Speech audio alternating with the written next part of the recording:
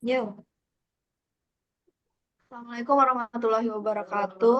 Kami dari kelompok 5 akan mempresentasikan tentang multi-stage random sampling. Perkenalkan, saya Rizka Mandasari dengan NIM 092 dan ada teman-teman saya yaitu Aura Fatika NIM 004, Naia Nurrahma 030, Arizal Kamaludin NIM 044, Indri Kartika NIM 050, Sarijati Lestari NIM 055, Danis NIM 080. Ada udah.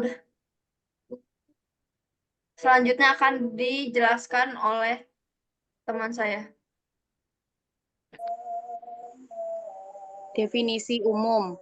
Multi-stage sampling adalah bentuk pengambilan sampel klaster yang kompleks yang melibatkan pembagian populasi menjadi kelompok-kelompok yang lebih kecil pada setiap tahap untuk membuat sampel.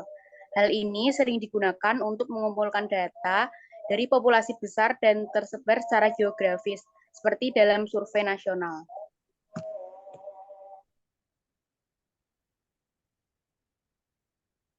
Lanjut.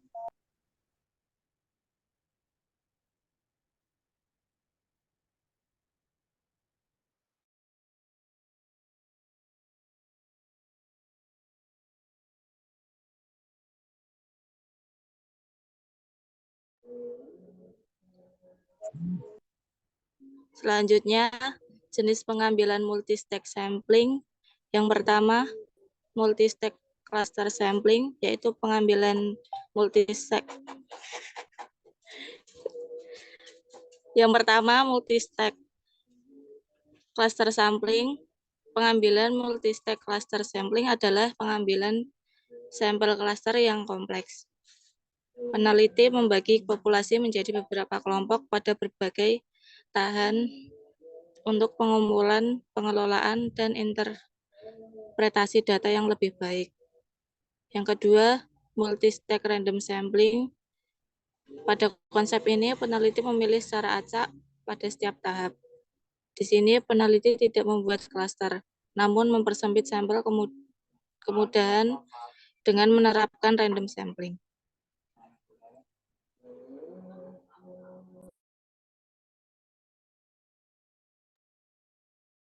Langkah-langkah pengambilan multi-stage random sampling, yaitu yang pertama, pilih sampel kerangka dengan mempertimbangkan populasi yang menjadi perhatian. Peneliti mengalokasikan nomor untuk setiap kelompok dan memilih sampel kecil dari kelompok terpisah yang relevan. 2. Pilih sampel kerangka dari subkelompok terpisah yang relevan. Lakukan ini dari kelompok terpisah yang terkait dan berbeda yang dipilih pada tahap sebelumnya. Yang ketiga, ulangi langkah kedua jika perlu. 4. Dengan menggunakan beberapa variasi pengambilan sampel probabilitas, pilih anggota kelompok sampel dari subkelompok. Yang selanjutnya, penerapan pengambilan multi-stage random sampling. Misalnya, seseorang penelitian ingin memahami kebiasaan memberi makan hewan peliharaannya di antara masyarakat yang tinggal di AS. Untuk itu, ia memerlukan ukuran sampai sebanyak 200 responden.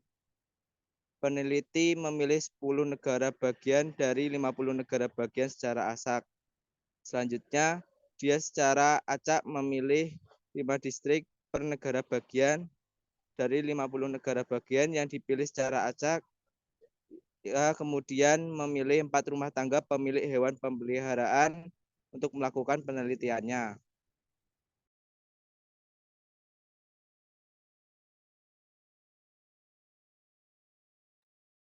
Selanjutnya, keuntungan pengambilan metode multi-stage random sampling. 1.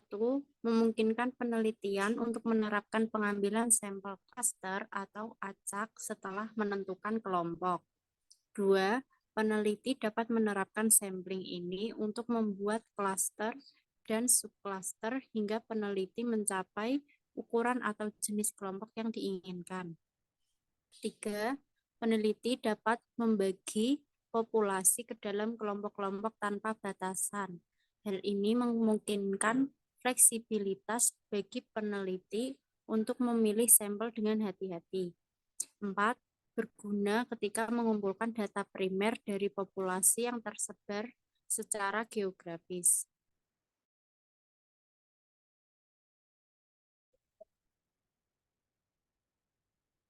Selanjutnya,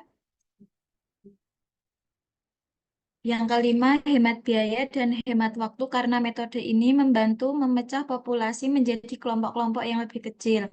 Yang keenam, menemukan sampel survei yang tepat menjadi sangat mudah bagi para peneliti. Nomor 7, peneliti dengan cermat memilih audiens. Ini mengurangi masalah yang dihadapi selama pengambilan sampel acak. Yang terakhir, tidak perlu daftar lengkap dari semua anggota populasi target secara dramatis mengurangi biaya persiapan sampel. Sekian dari kelompok kami. Kurang lebihnya mohon maaf. Wassalamualaikum warahmatullahi wabarakatuh. Waalaikumsalam warahmatullahi Waalaikumsalam wabarakatuh. warahmatullahi wabarakatuh.